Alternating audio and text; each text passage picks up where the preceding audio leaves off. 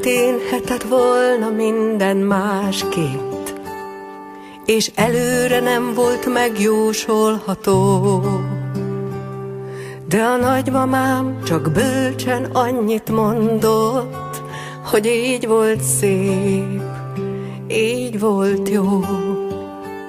Mert én nem tudtam, hogy miért jöttem világra, és a gyermekkoromról elmondható, hogy utólag nem az derült ki róla, hogy így volt szép, így volt jó.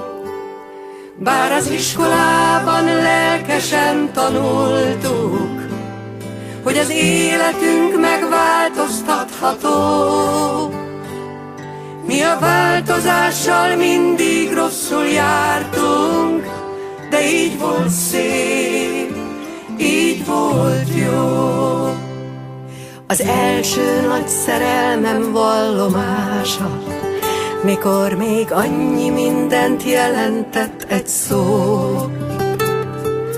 Azt ígérte hozzám, mindig hű lesz, és így volt szép, így volt jó. Aztán bánatomra meg kellett tanulnom, hogy egy vallomás is visszavonható.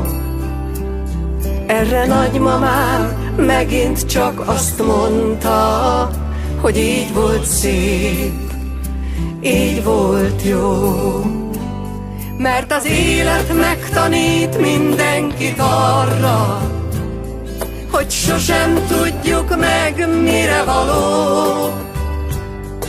De vigasztal, ha azt képzeled róla, hogy így volt szép, így volt jó. Hallom még a nagymamám szavát, távolról már, de szívemből beszél. Tudod, úgy van, hogy ki mint él, úgy ítél. Ha visszanézek innen, ahol állok, már egy egész élet majdnem látható. És az orvosság az összes csalódásra, hogy így volt szép, így volt jó.